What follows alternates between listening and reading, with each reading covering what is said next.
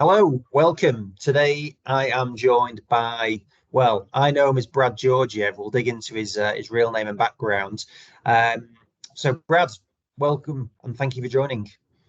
Thank you for having me. It's a pleasure to be here, and I look forward to talking to you. And hopefully, like a lot of people get to see this, and we get to kind of help them in whatever way kind of useful for them. Brilliant, great. Yeah, no, so Brad's a sports therapist who I met in Manchester. What is probably is it about 5 years ago now? Maybe more, probably more. Maybe more. Time flies. 2024 now, probably 6 or 7. I'd probably say. It's crazy, isn't it? It's Yes. crazy. But yeah, how are you doing? How's your day going? I'm all right. I'm just at home, working from home. I'm doing quite a lot of work from home at the moment. As I've said to you before, we're kind of working on building a platform, which we're going to talk about in this podcast as well. So most of my days are spent kind of, getting up in the morning, working a couple of hours, and then going to the gym because I have to keep myself fit as well. It's part of the job as well. Keeping yourself mentally and kind of physically fit is pretty important. And then the other part of the day is just kind of going back home and keeping on with the work. It's just the way it is with the online business nowadays. It's not just like a passive income where you just like sit there and just wait for money to come into your account out of nowhere. Yeah, I think that can be the myth with some of this stuff, isn't it? Which we Yeah, can dig into, and it's just once you've got this presence, that's yeah, it. You're gonna be bringing in X thousand per week, month, day, whatever yeah, it may be. yeah. So that what you're in Bulgaria at the moment. Yes, yes, I am. Yeah, definitely. I like you say yourself. We met in England in Manchester. So I went there in 2011 to study. So I went to Salford University, and which is actually funny because at the time of me going over there, I had no idea that there's such a thing as Salford, and I thought I'm going to Manchester. And then it turned out to be Greater Manchester, and I was kind of a little bit shocked that I'm not in Manchester because I was a big Manchester United fan.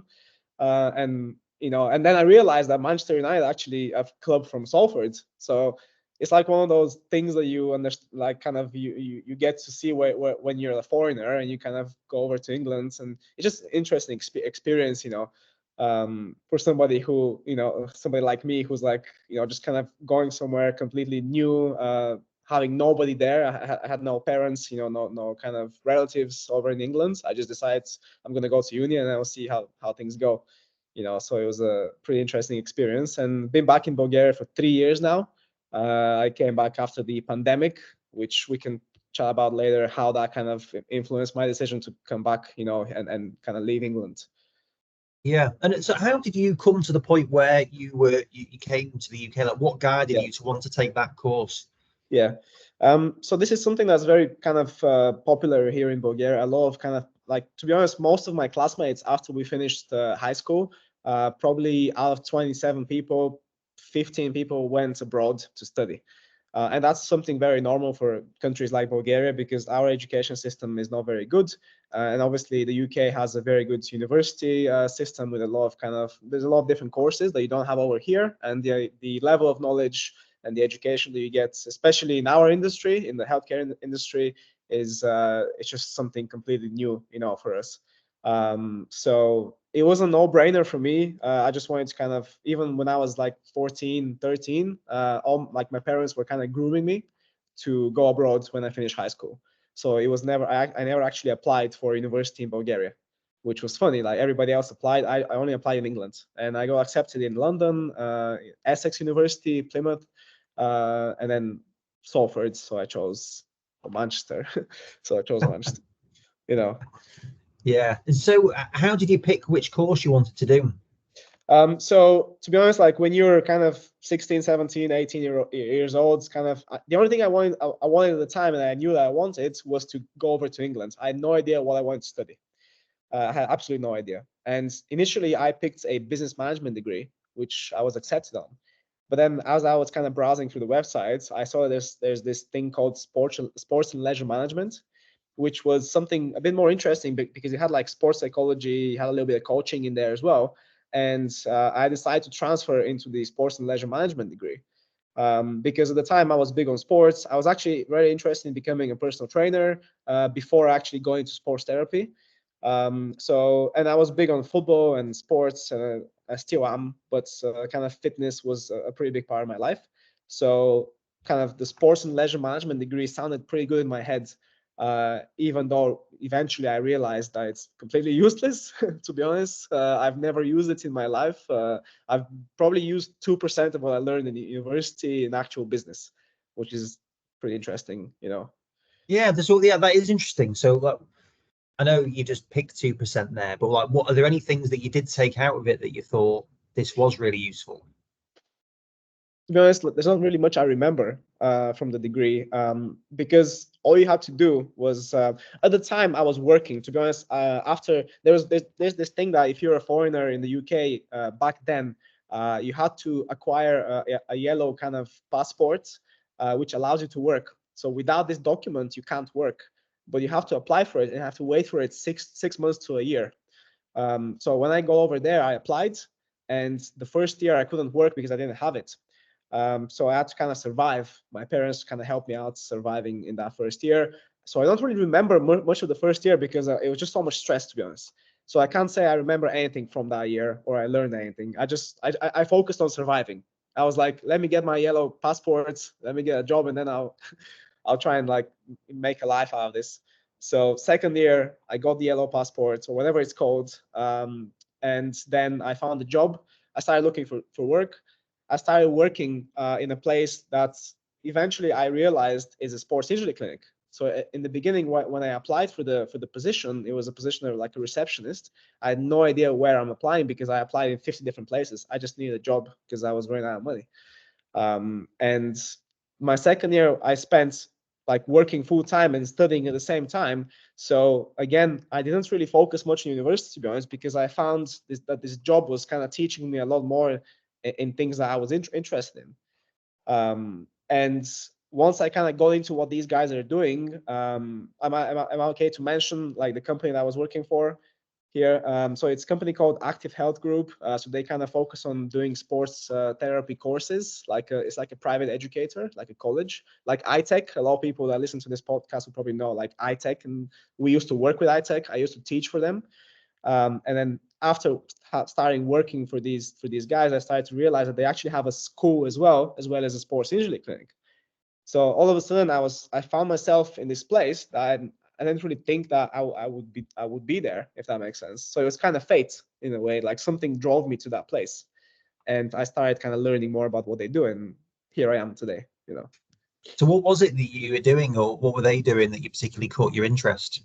Well, initially I was just like moving boxes, painting, and that kind of stuff. And then little by little, like I started to kind of they started to ask me to use me in class. So for example, let's say that they would have this course that would run for the entire year, and they probably have like 20 students. So people would sign up to the course, that's the sports therapy course. And the tutor would then come and ask me, because I was pretty fit at the time, like I was, training and stuff. And he would ask me like, do you want to come in class and I can use you as a body so I can showcase like techniques, like sports massage techniques, like soft tissue release techniques, exercise or anatomy. They used to draw on me anatomical things and stuff like that. So they started to use me in class. And whilst I was being used as a model or as a body, I started to listen to what the tutor was actually saying, and I actually learned the entire course for the year that I was being used as a body, to a point where I just memorized everything that those guys were teaching. And this one time, like I got qualified as well, and then the owner asked me like, how much do you know about this course? And I'm like, I know everything. I can teach this stuff because I've done it like probably like over 10 times. So that's what really kind of, I guess, inspired me about, into sports therapy and anatomy and all these kind of things, injury and prehab and whatever. Yeah, you mentioned the psychology aspect of the course that you did. What was that helpful? That was the only thing that was interesting, to be honest. Yeah, if there's one thing that was interesting for me from in the university degree, was the sports psychology module in the second year and the coaching in the second year. That was the only things that I found interesting, to be honest. And yeah, it was interesting, but again, 1 year is not enough for me to, learn as much as I would like to learn about it. So it was more like, like how university sometimes mixes these kind of different subjects into one degree so that they can essentially make more money. There's no really other way around it, to be honest. And what's funny is that in our second year, because we didn't have enough students, they came and they told us, we're actually switching up your degree, so it's no longer going to be sports and leisure management. It's going to be something completely different. I don't even remember what it was. So it was a bit chaotic, to be honest. And that's a pretty expensive degree, like, how much, and even like now they're even more expensive. I actually caught the less expensive, like, the prices that were better at the time. So yeah, overall, like, my university experience wasn't great. I wouldn't repeat it. I wouldn't advise anybody who doesn't want to do like a physio degree or a sports science degree to go to uni. Like, if you want to go to uni for business, don't go to uni for business. There's no point. Yeah, no, it is interesting. I think I used to be a lot more focused when we were recruiting people. They'd have to have a degree, and I'm way off that now. Whereas it's more about aptitudes, personality, general drive. You can just tell when someone comes in and they've got an energy. Yeah.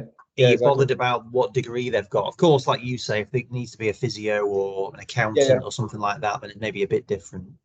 Yeah, I mean, if you need a degree to kind of qualify you in something, that, like, for example, if you want to be an MD or whatever, or physio, like you said, yes, definitely, you need that degree. But there's a lot of degrees that are just, in my eyes, they're pretty useless. Because judging from myself, in business, I learned everything about business from looking at people who weren't very good at business, if that makes sense. I was lucky enough to work with some people who weren't they weren't very organized. They lacked structure. Their businesses weren't kind of expanding very well. And these sort of lessons was what kind of told me, like, you shouldn't be doing this. You should be doing this instead. And I think that's the best thing. Like, rather than somebody telling you, like, this has been proven to work, do this. I think it's better if you go and experience, like, not a bad business, but, like, I guess an average business, because most businesses aren't as successful as they could be, if that makes sense. They could be more successful if they implement, like, certain, like, structures or strategies and that kind of stuff. So that's kind of my main experience, I guess, learning from failure, from other people's failure, and your own failure as well. It's pretty important. Yeah. So where were you being exposed to that then? Where were you being exposed to those businesses that you saw basically you could make improvements to, or? Well, being as a part of the school that I used to work for and with eventually, I met a lot of kind of small businesses, like people who would come onto the course and they would eventually become like a therapist, or they would go and work for a therapy studio. And I guess one of the biggest things I noticed that was that people were just another business, basically just another self-employed person, if that makes sense. So there were like hundreds of self-employed therapists coming in over the years, or people quitting their jobs to become a self-employed sports therapist or a personal trainer. And straight away I said to myself, like, I don't want to be just another self-employed sports therapist or just another self-employed PT. That can't really get you anywhere, because you have a ceiling on the amount of clients that you can see, and amount of money that you can make, and the amount of actually labor that you can do, the like working hours that you can have. So that was one of the things. Just looking at the way the school itself was operated, there were certain things that personally, like, I would have done differently. So that sort of stuff, like, I guess I came from a different generation, so technology was something that I was really into, whereas the people who were running the school, technology wasn't their forte. So that helped them expand. So in my eyes, I really helped them, expand their business. So in a way, like, learning from their failures, I helped them become better as well whilst I was working for them. So it's little things like this. I guess it's hard to explain and just remember every single one. But I think when somebody starts working for another person, another business, they should start looking at, what's this business doing wrong, and how can I make this better for myself or for them? If you benefit from making it better for them, that's important, because they can take Yeah. advantage of that. Yeah, no, it's good. I like it. I think I'm just reflecting it onto mine. Like I do, I love it. If someone comes in and says, if we can do this and it's going to make it Yeah, better, it's like I exactly. certainly don't take it. Well, maybe it depends what they say, but I don't take it personally. It depends on how When they it, say it. yeah, Yeah, you're crap. The way you do this is awful. Yeah, No, yeah, no, I think that's an interesting perspective. And just going back to like, so when you did turn up in Manchester or Salford, like yeah. what were you thinking? Like when you turn up there, it's not the university you were thinking of, and it's Like stressful first year from the sounds of it. yeah, yeah, very stressful first year. Like a big change in environment and climate as well. I wasn't used to this kind of sort of climate, the rain and the gray skies and that kind of stuff. So yeah, pretty depressing, to be honest. Pretty depressing first year. But everybody knows this. I guess people who've grown up there, like they're used to it. But from somebody who comes from, I guess, a country that's warmer in the summer and that kind of stuff, I just wasn't kind of I wasn't prepared. I guess I should have done more research, but I just kind of threw myself into it. And sometimes that's good because stress makes you better. It's not healthy to be as stressed as I was in the first year, but it kind of really drove me to do something with my life and kind of really push my boundaries and stuff. Yeah. Um, so yeah, it was. I think I wouldn't. I would do it again if somebody asked me like, could you go back and choose a different degree? No, I'll probably do this because otherwise I probably wouldn't be here. So Yeah. No, it's true. People ask me, Dom was talking to Dom recently, and he was like asking yeah, about when you start in the business.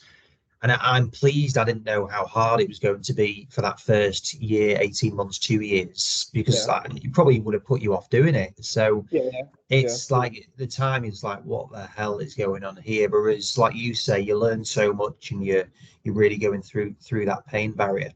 yeah, yeah. I remember like I guess one of the lowest kind of points in life that first year was going over to Tesco after their closing hours, or like between like in the half an hour when they close, and just like buying the 1p bread that was going like it's kind of it was until that day or whatever, and just it was those kind of low moments that was pretty tough. But I guess that makes you appreciate money when you don't have it versus when you have some, and a business when you don't have it and versus when you have a business. And yeah, so all those moments, like all the low moments in the first year, were pretty important. Yeah. And like, at what point were you starting to visualize what you wanted to do? um like I said, I think I always had an interest in being a personal trainer. So even before I came to England, I was thinking like, oh, I really like fitness, I like instructing other people, so maybe when I'm over here I can get qualified as a PT. Little did I know that I would get qualified as a sports therapist before I qualified as a personal trainer. Just because I started working for these guys, so they gave me the opportunity to qualify as a sports therapist and then qualify as an assessor, so I can start assessing other therapists on our courses. And I actually qualified as a PT way after I qualified as a sports therapist, and that was the best decision ever, because that's one thing. Like if anybody on the podcast is looking to become a therapist or a PT, and you're thinking which one do I do before, which one do I do first, my advice is to do a therapy, either a physiotherapy degree or a sports therapy course or whatever, and then do a personal training course. Because of, first of all, the PT course is going to be very easy. It's going to be a breeze for you once you've learned all the anatomy and everything that you know in the therapy course. And second of all, it's really going to complement your education on strength training, because a physio degree and sports therapy course don't give you enough strength education or exercise education in general. I think that's kind of my opinion. A lot of the physios that are very good, they do like extra, outside of university, like CPD courses or like full-on workshops or whatever, to gain that extra exercise-based knowledge, if that makes sense. Yeah, yeah, no, it does. And then, so this aspect, and when were you starting to visualize doing your own thing? So you were Yeah. working and understanding from that company, but what was the plans from there? So I spent maybe 2 to 3 years working in the actual office, as well as like working in class. So eventually I got up to being like the main manager of the place. So essentially we had like an office in the building which was controlling all the courses, all the students, and everything that was going on in the building. before me there was somebody else who was working there, and I noticed how bad they were at their job. So I kind of, I said to the owner, I can do this better. I'm pretty direct. Sometimes like I go up to him and say like, this is not working very well. I can make it better. And yeah, he was like, if you want this job, it's yours. So I became like the kind of the main manager there. I was working with him very closely with the owner. And after, I guess, 2 years of working in the office and really kind of working hard, I decided I don't want to work in office anymore. And I'm either quitting this job and I'm going to do at the time I was qualified as a PT and a sports therapist. And I was thinking like, I'm going to quit this job and then I'm going to go and open my own PT and then sports therapy business. So it was, I guess, my vision started to kind of, I guess, come to my head at the moment when I got fed up of working in an office, if that makes sense. Yeah. No, it does. So what happened from there? After that, like essentially when I decided that, and it was a pretty kind of on the moment decision, like one day I was in the office and I was like, that's it. I don't want to do this anymore. I'm really sick of coming into the office and just being behind a desk all the time and just doing work for, somebody else, if that makes sense, in an office. I said to him like, I really appreciate everything that you've done, but I want to do my own, like I want to be working as a therapist, as a personal trainer. So essentially I quit. I found a gym in Manchester, spoke to the owner, and I said like, and he gave me an opportunity to start being self-employed. And I started as a personal trainer. He also gave me the room to do sports therapy. He had like a little room in the gym. And at the same time, the school, I guess they had like conversations about me, and they go in touch and they said like, okay, like you've quit the office, but we can make you a tutor. So it actually worked out pretty well for me because at that time I was completely self-employed. Like essentially one day, Monday I was employed, and then Tuesday I was self-employed. That's how it happened for me. And then in the course of that maybe month, I started to see PT clients, my own therapy clients, and I started to work on the courses as a tutor, as an assessor. So just like a complete 360 for me, like 180 or whatever, like the opposite. Yeah. And then, so for one, like, why do you think they wanted you to stay on as a tutor then? I guess because they saw like that I was, working hard, and I knew everything. Like essentially, I knew the entire kind of syllabus, and because I'd done it so many times, and they had seen me teach, and the students liked me when I was teaching, and they gave them feedback. So the guys decided like, this is the best thing to do, because everybody else can do the office work. Like anybody can sit behind a desk in that company and send emails and then do stuff. Like I didn't want to do that because it's like what everybody else can do, if that makes sense. Like I don't like doing things that everybody else can do. I try to do like just my own things. And this in this kind of sense, I started like the way I was personal training. I wasn't personal training like most of the other PTs. I was doing a lot of the sports therapy exercises in combination with the PT. So I was thinking more on like prevention rather than muscle building, if that makes sense, with my PT clients. So a lot of the clients liked me because of that approach. So it's a little bit of a different approach. So I try to mix things up a little bit. In class tutoring, I try to give it my own spin. I would create my own presentations.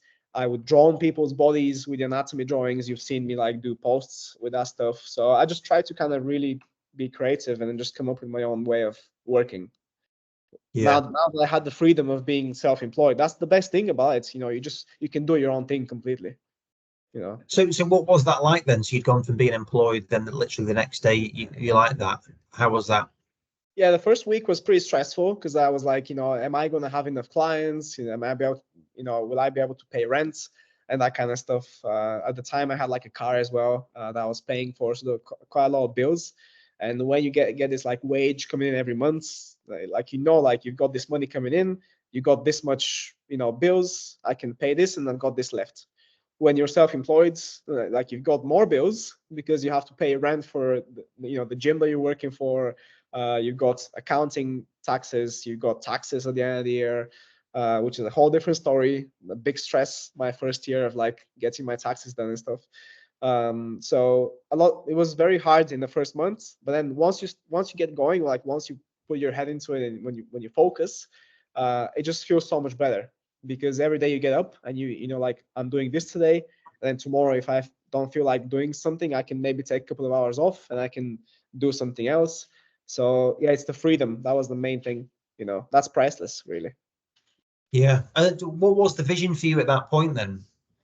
At that point, the vision wasn't very clear to me. Like, at that point, the only thing I wanted to do was like get enough clients so I can make a decent amount of you know, money every single month, so I can keep going. And that was, I guess, my plan for the next 6 months to a year. Just get busy with clients, teach in the school, so get as many kind of days teaching as possible.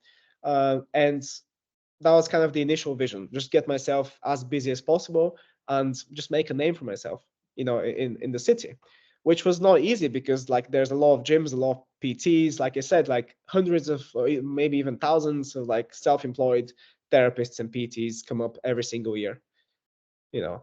So that was the initial vision. At the time, my vision wasn't really into the online stuff yet, because there's still kind of a little bit of development for me to go, you know, to do before I get to that point, you know. Yeah. Hmm. Yeah. So at what point did you start to visualize that? Yeah. Because I remember when we met, so that was at WeWork, wasn't it? And you were in a Yes. session. Like, what was that all about when you were doing those sessions? Yeah, so that was like another business idea, like that was potentially a part of the business that I was doing at the time, was to do like corporate kind of, I guess, talks, treatments. We used to do treatments in WeWork as well. So I got in touch with WeWork, and the manager at the time of the branch, like, was it Deansgate, the branch that we met? It was, yeah, St. Peter's Square. St. Peter's Square, yeah. So yeah, it was just like one of those things. Like when I kind of when I got a little bit sick of, not sick, but you get to a point where you're seeing 40 plus people a week. I was also teaching almost every day, so I had like 12-hour days, like very 14-hour days, very long days, and I was completely beat most of the time. I had no social life. It was just me and my cats at the time, and that was about it most of the time. And weekends as well, didn't really have weekends off. When you're self-employed, there's no such thing.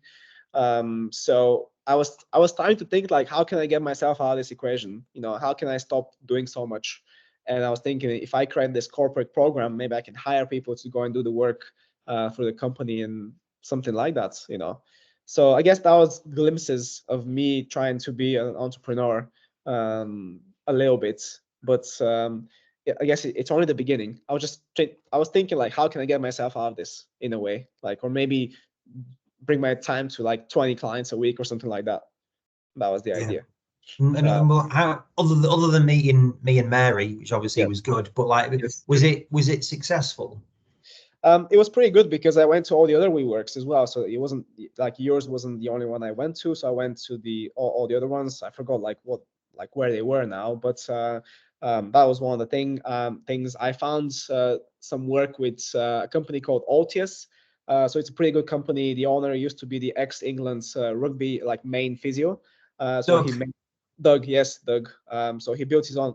Did I introduce you, or like did I tell So you I've about? known Doug for a few years. Doug's been on here, but yeah, Doug's a great guy. Yeah. So I started working for Altius as being self-employed as well. So I did some work in there in the clinic. I forgot where they had the clinic, but outside of Manchester, and did some work in the that medical facility in Manchester, the big one, like the fancy one, you know, where they do Mip. more work. Yes, yes. So that was some really good stuff for me, a really good experience. So I was trying to like open up these different sources of working, basically. And working with them, they would kind of send me to different locations as well. So I was thinking, like, how can I like, you know, work with different types of clients? How can I get more experience so that in the future I can maybe use their business model to build my own type of business, which is something that, you know, I quite like the way they build their business, and the way he was working. So, but like, one thing that's very important is to say is that when you say like the word vision, there's a lot of these, especially in America, a lot of these like podcasts and like business, you know, gurus and stuff. And every single one of them keeps telling people like you should have like this clear vision of your business. You should know where you want to be in 5 years' time, and that's just malarkey. You know, it's completely bananas to expect somebody to have this kind of clear vision when they have no idea, like, or they have no idea what they want to do and who they want to be. Like maybe you don't, like for example, maybe in 5 years time I won't be doing this stuff. How can you know that, So Mm. it's just like, I guess it's like in your head it's cloudy, and then little by little you start to remove clouds, like and then until you start seeing things. But then it can get cloudy again. Like in 2 years time you can forget about everything that you've thought previously, if that makes sense. So it's just like a Yeah, constant definitely. battle with like making things clearer. Yeah, no, I agree. I think I mean, everyone's different, and I'm sure people do just have a laser focus on doing it. But I Yeah, agree. Like I have, it drives people mad. So like you're changing your plan a little bit yeah, too regularly. It's like, yeah, we could be doing that, could be doing yeah, that. yeah, But that's part of the excitement. I think really is just trying to see what you're doing. So yeah, in yeah. terms of how did it happen with Altius then? How did that role come about? I think one of the people who like I think it was called John. So John Rochford. He used to work for Altius, and he was a student on one of the sports therapy courses. So I was his tutor at the time. So I met him, and he was a pretty cool guy, very knowledgeable, very educated. And he said like, you should come and work with Altius as well. So he appreciates kind of my knowledge, my kind of skills. And I think at the time they needed somebody who's hands-on. So I was pretty hands-on, a lot of like soft tissue stuff, and they didn't really have anybody because they were mainly physios. A lot of the physios don't really focus on any soft tissue release techniques. A lot of them don't really believe in them, but that's just a different story. Doug was really open to it. So he said to me, like, you should come on and you should do this because that's what you specialize in. So that was a pretty good business approach to let people do what they specialize in, if that makes sense, rather than thinking that there's only one approach to treating injuries. So that's what I liked about them quite a lot. They're pretty open.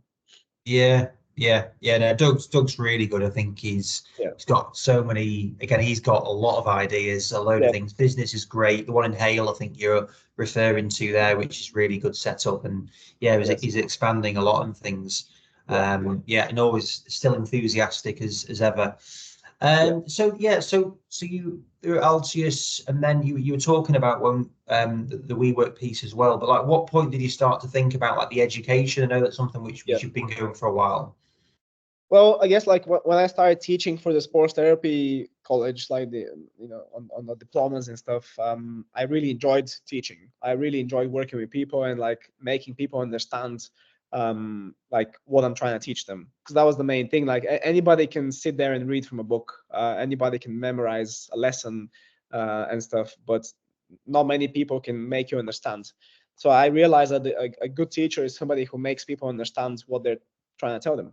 So I was pretty good at making people understand things, and that's why a lot of the students liked me, and like the people over the company, they liked me as well because of that.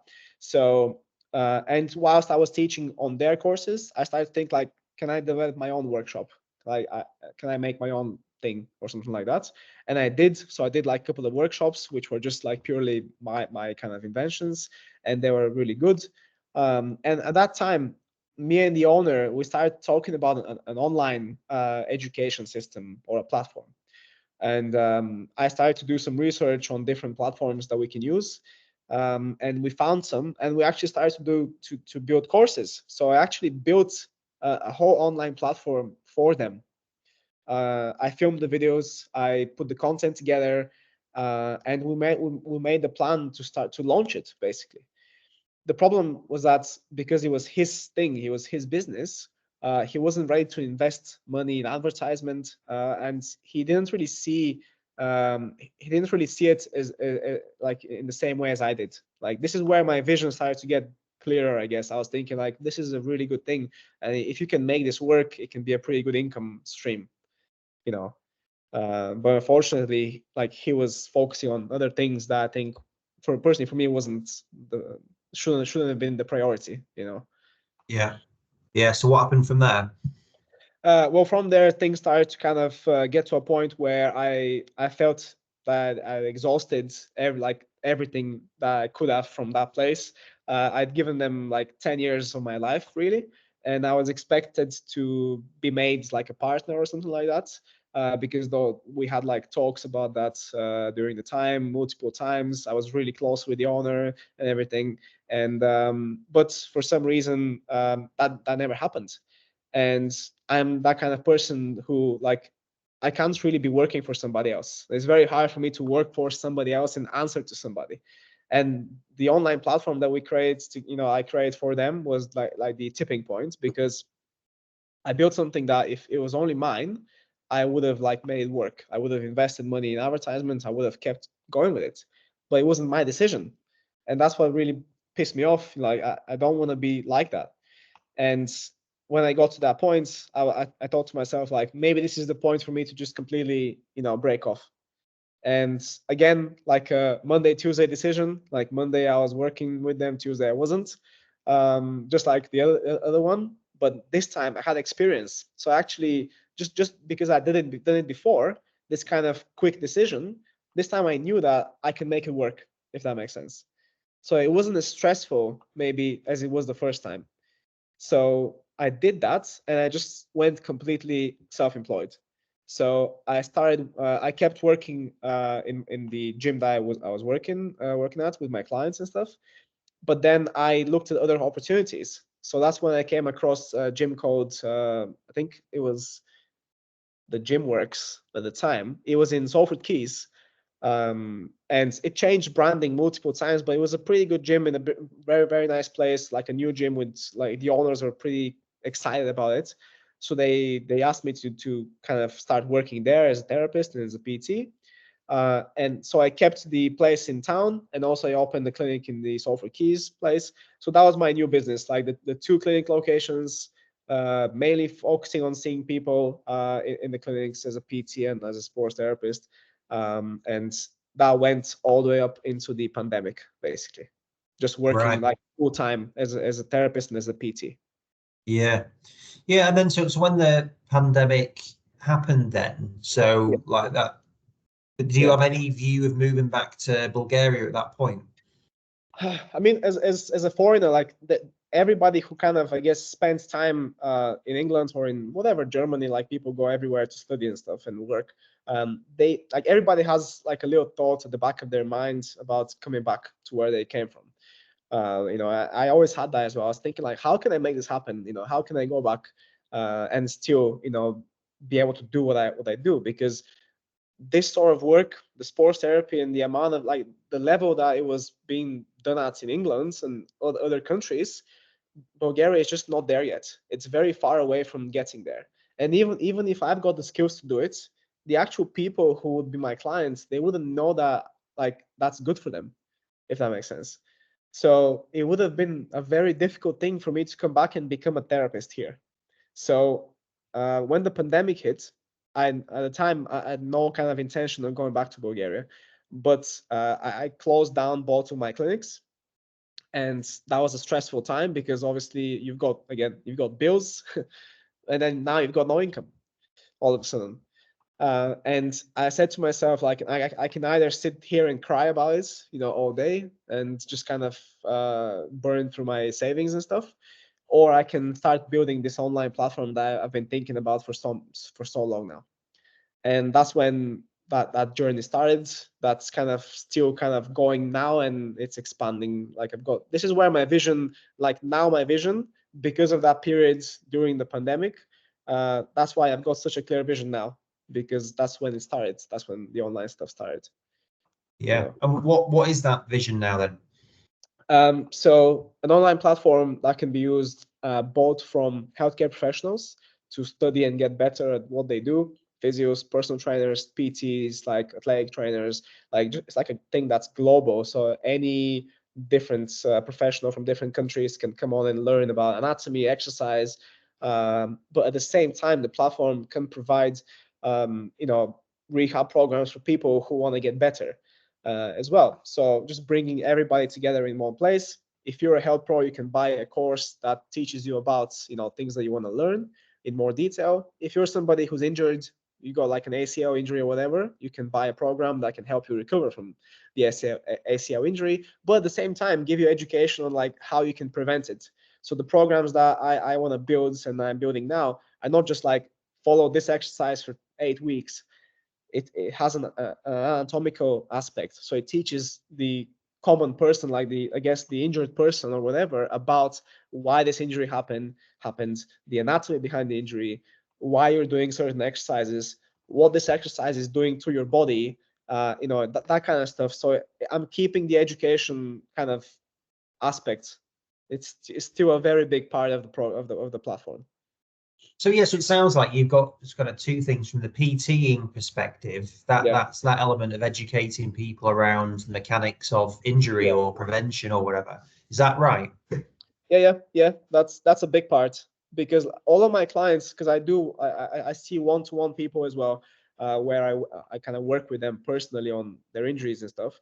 A big part of that is me explaining to them why their injuries happened in the first place. They would tell me like, this happened and I was doing this and I was doing this sports or whatever, and I'll explain, this is why it happens. You have an imbalance here. You shouldn't be doing this. So it's still like I'm still tutoring in a way.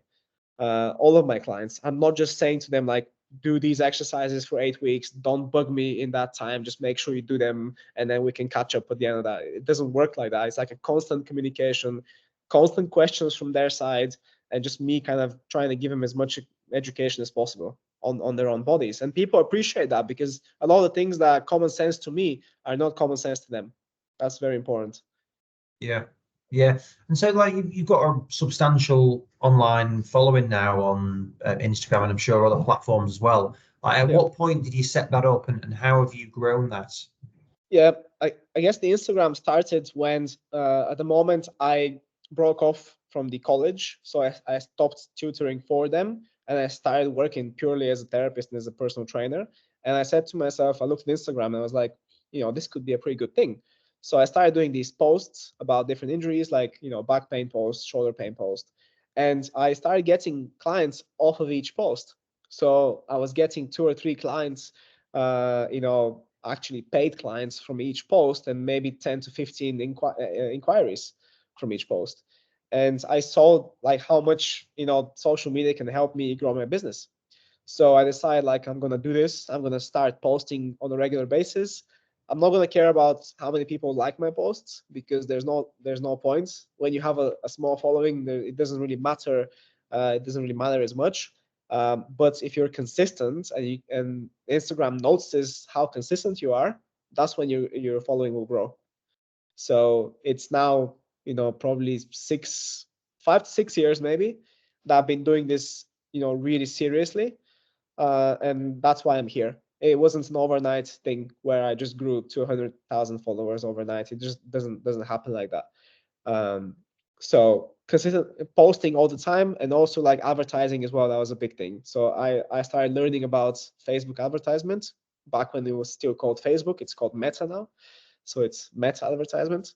Obviously, Facebook bought Instagram a couple of years back, which means that when you advertise on Facebook, you advertise on Instagram, which is really good. And yeah, like having this knowledge of advertisements was something really important for me, because running an online platform, you have to do ads. Like you don't have an option just for organically selling your courses. You have to be running advertisements like all the time. That's kind of my experience. Yeah, so is that experience that you've just worked out yourself, or is that stuff that you're learning? How have you found out that you need to do the advertising as well? Well, first of all, I looked at other businesses, what they were doing, businesses that at the time were obviously more developed than me. And I'm really proud to say that a lot of people are now classing me in the same category as them, which is crazy. Businesses like MoveU, you've heard of MoveU and that kind of stuff. A lot of clients that I've got now are classing me in the same category as them, as other providers as well. So I started looking at them, what they were doing, and you can do things where essentially you can go on like a Facebook page and you can look at what advertisements they're running. It's a pretty easy thing. Facebook has transparency, so it allows you to essentially learn from other people's advertisements. So that's what I did. So I just kind of outlined all of my the people that I would be competing against, maybe 5 companies. I went on their transparency settings on their pages, and then all of the advertisements that they were running, they came up, and essentially I built my business based on that. And because nothing's been like, there's nothing new. Like it's very hard for somebody to come up with something new, but everything has already been done. So you just need to just do it in your own way, if that makes sense. Yeah, yeah. Yeah, no, so what do you see the future of the industry? So, like, there's the online thing now. Is all of a sudden now you've got access to over 100,000 people that see your Yeah, content and push it out there. But what do you see as the growth sector? Because we've seen in the UK a massive shift where in the NHS there's little MSK support yeah, really and getting appointments, whereas the private sector really is growing. yeah. But what do you see as the future of from a global perspective, from your experience? Yeah, I mean, it's hard to say, but I know for certain that there's a lot of like, there's like, if a couple of years ago there was a thousand new self-employed kind of people coming up, every couple of months, now it's probably like 5 to 6 thousand, even 10,000, like maybe even more a year or whatever. Like the sector is growing. A lot of people want to be part of the healthcare industry, mainly because it's pretty trendy. You see all these like Instagram accounts and people wanting to be trendy and wanting to provide rehab content. And there's a lot of them are just either copying from other people or doing things without being qualified or without understanding the exercise that they're doing. That's just a part of the, like, that's not me being kind of, I guess, I don't know what the word, like, bitter about it or whatever, but it's just the way it is nowadays on Instagram. Like anybody can grow a following, if that makes sense. Um, which is, it's hard for normal people or for healthcare professionals to, I guess, to kind of take out the people who they couldn't learn from, or the people who wouldn't help them, if that makes sense. So there's just, it's a bit slightly overpopulated, which means that it's getting harder for new people to become, to have followers, because there's just so many people now, so many accounts with like 100,000 followers or whatever, um, showcasing similar exercises, similar content, copying from each other. So it's a little bit uncertain about the injury, about the kind of the future of the industry, to be honest. Personally, for me, what I'm trying to do is I'm trying to keep my content separate. I'm trying to, like, I never copy from other people. Like, for example, I go once a week into the gym that I film at, and then I film exercises that I come up with on the spot, if that makes sense. And that's me keeping things fresh. It's me using my own education, my own kind of knowledge, without going on Instagram and going like, oh, this guy did a good post, let me copy the same stuff. So that's my plan for remaining authentic. And my platform, like you said yourself, I like to be pretty kind of, forward thinking. So like I said, I want to make sure that my platform is a place for everybody, not just for healthcare professionals, but for everybody who's interested in learning about this stuff, really. It Yeah, could be. yeah. No, it sounds really interesting. So you may have answered this question in that last one there, but like, what would your advice be to people that are looking at and developing in this area, or say potentially even getting into this area? Yeah, I mean, I think it's, if somebody wants to get into the online kind of education industry, because to be honest, like, I think it's a different industry now. Like you have the healthcare industry where you've got like, sports injury clinics, you've got self-employed PTs and sports therapists, and then you've got the online healthcare industry. And it's a separate industry because it's so big now. And you've got people who are only doing this, like they're only doing online content. They're not working in clinic with clients. This is me now, because essentially, like, I stopped working in clinic with clients. I focused my work online primarily, but I've opened a sports injury clinic where I've got other people working with clients, if that makes sense.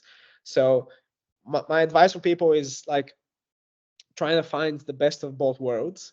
And if you want to build, like, if you're starting from scratch building an online platform, you want to make sure that you have an income, because it's going to take you a long time to build it. It's going to take you a long time to build the platform. It's going to be costly, and it's going to be difficult to build a following. And it's usually harder to get like a lot of sales and whatever, or people sign up to your online services without having an authentic following. There's no point in buying followers, because Instagram will kind of, they will flag you for that. They can even like deactivate your account. So unfortunately, it's harder for people nowadays. Like if I start out now trying to build a following on Instagram and all my kind of online stuff, it will be maybe 2 or 3 times harder for me to get there. But if I have an income, if I'm working in clinic with people and I'm willing to only work, let's say 20 hours a week and spend the other 20 hours working on the online platform, filming content and just learning about advertisement, then I think things can work then, if that makes sense. Yeah, yeah. No, it's definitely it's interesting, and you can see so many more accounts Yeah. going out there. So no, it sounds really exciting. How do you switch off now? You still got your cats?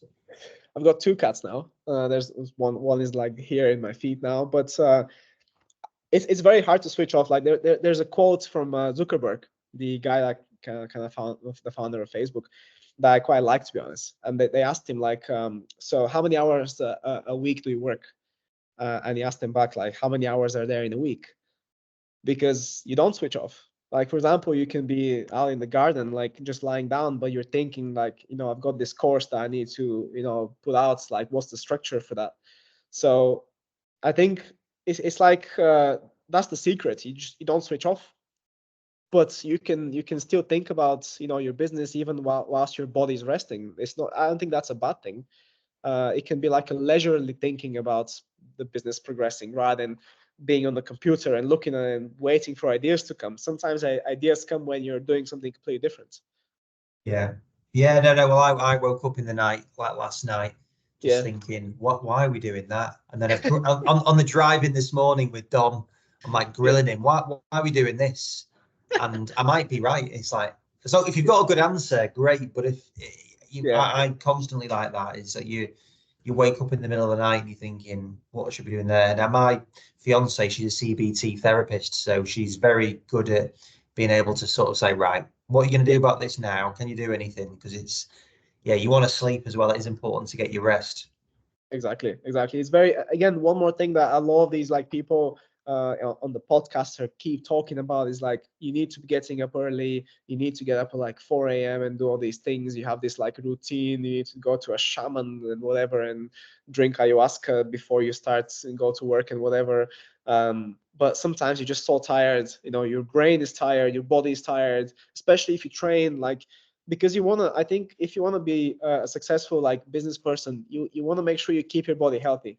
Like, I'm not saying you have to be a bodybuilder or something like that, but you want to be healthy, because if your body is not healthy, then how is your brain going to function? That's a big part. It's pretty popular here in Bulgaria. Like, to be honest, there's a lot of these like businessmen who are overweight, like very, very overweight. It's like a big thing over here, and a lot of them are kind of these shady businessmen, and it just tells you that these people are just like, there's some shady business going on there.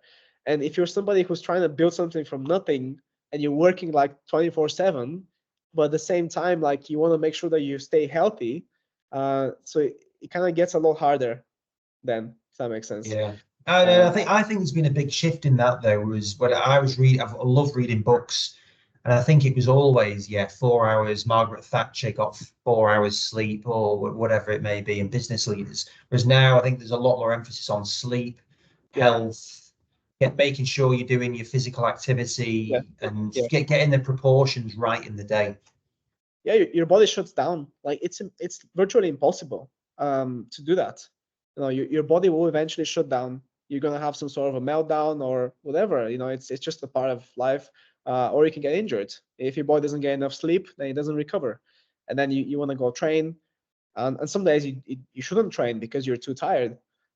So yeah, sticking to a routine is very hard. That's one of the hardest things in business. Like, because you can sit down, I can sit down now, I can write down my routine. Like Monday, whatever, I need to do 3 hours of work in the morning, then I need to train. After that, I need to eat, but I need to cook my food. So that's also time in the day. Like, there's nobody here cooking my food. I have to eat at least 3 times a day though. I can't not eat, because if I don't eat, I don't train. And if I don't train, I start to get stressed, because that's the only way you can let out stress. It's like a vicious cycle. So you have to take it easy sometimes, even if you're starting out now. Yeah, you're gonna have some, maybe a year where you're working like, like a dog, like crazy. But when you have something put in place and that's bringing you an income, that's when you should take a little step back, I think, so you can that can be pretty healthy for a person and for a business, in my opinion. Yeah, no, and even like you mentioned Zuckerberg, like he's doing his MMA training, isn't he? Like he's in great shape at the moment. Yeah, exactly. And he's probably still thinking about, what it has to do. Like, for example, I play football quite a lot. And when I'm playing football, like I really let myself kind of forget about some things. But then all of a sudden I would come up with an idea whilst I'm sprinting or waiting for the ball to come to me. So it's one of those things. And I guess one of the reasons why I train as well is because when I'm training, I'm not focusing solely on work. That allows my subconscious to come up with ideas.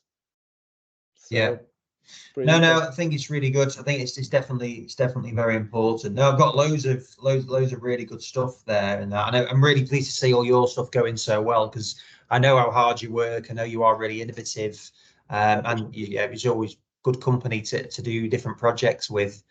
Definitely. So yeah, good luck with your vision. Thank you. I appreciate it, and thanks for having me on here. It was really fun, and hopefully people kind of find this useful and learn from it. Definitely. Brilliant. All right. Well, hopefully you're back in Manchester. Are you back in Manchester anytime soon? I will probably have to go back at some point. So I'll definitely let you know when I'm there. I probably won't be coming back with very kind of positive emotions. We'll see how I feel, but I'll definitely let you know. Yeah, well, we'll get something planned to try and make it a little bit more exciting. We can't promise the weather, but we'll do something. I appreciate it. Appreciate it. Legend. Brilliant. Thanks, Brad. All the best. Have a good one. Thank you. Bye-bye.